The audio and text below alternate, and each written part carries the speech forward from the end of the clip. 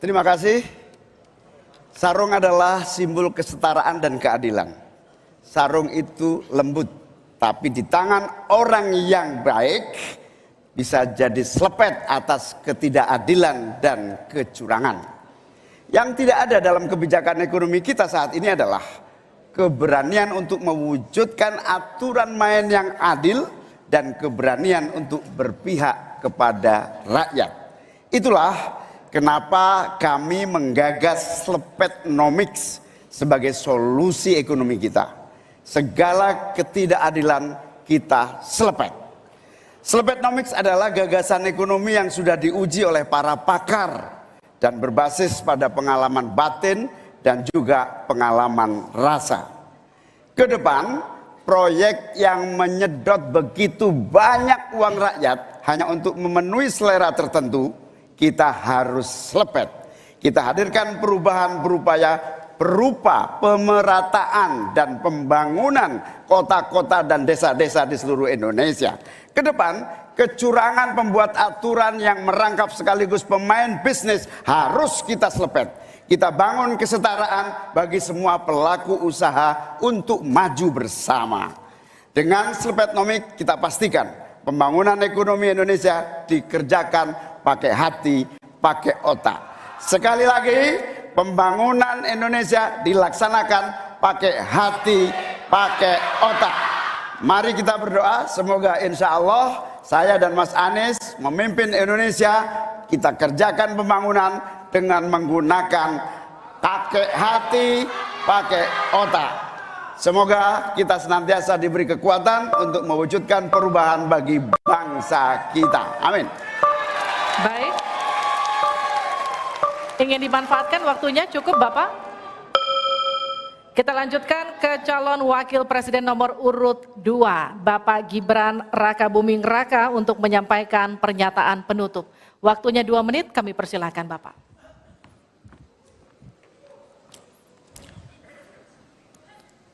Indonesia ini negara besar.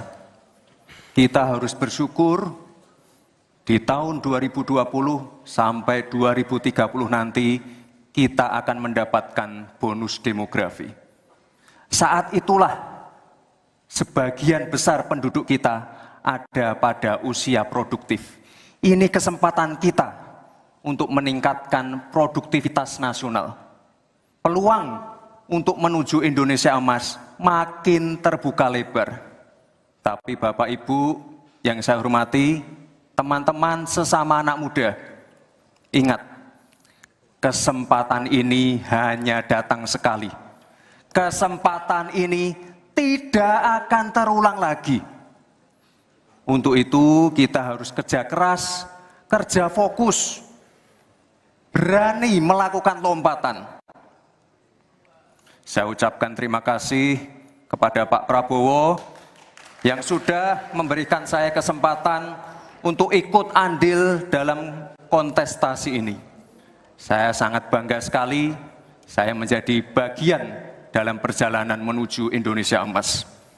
Saya ucapkan terima kasih juga Prof. Mahfud, Gus Muhaimin. Saya sangat senang sekali bisa satu panggung dengan orang-orang hebat seperti ini. Senang sekali anak muda bisa bertukar pikiran dengan ketua umum partai dan seorang profesor. Sekali lagi, terima kasih. Anak-anak muda harus saling mendukung, anak-anak muda harus saling bergandengan tangan. Saya yakin Indonesia emas bisa tercapai. Terima kasih. Wassalamualaikum warahmatullahi wabarakatuh. Selamat Natal dan Tahun Baru. Baik, terima kasih. Harap tenang, kita masih lanjutkan. dalam sesi, mohon tenang. Waktu belum selesai.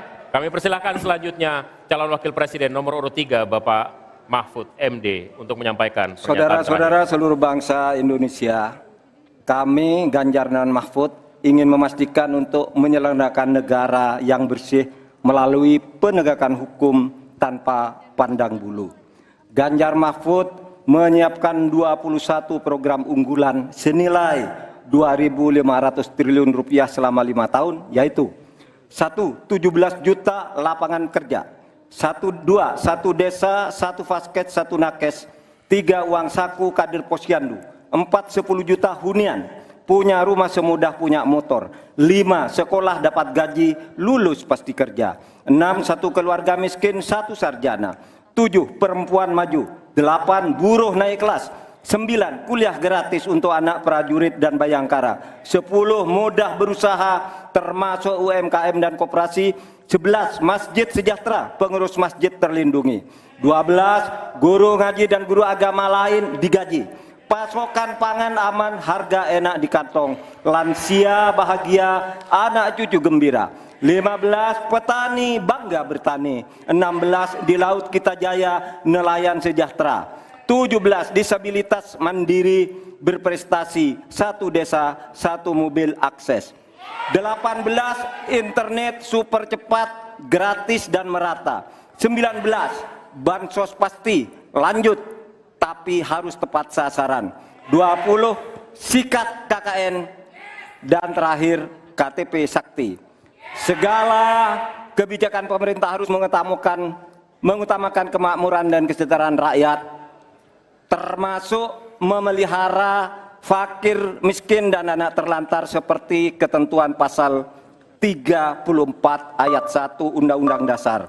Semoga niatan baik dan keikhlasan kami mendapat ganjaran ilahi dan tercatat di Lauhil Mahfuz. Selesai.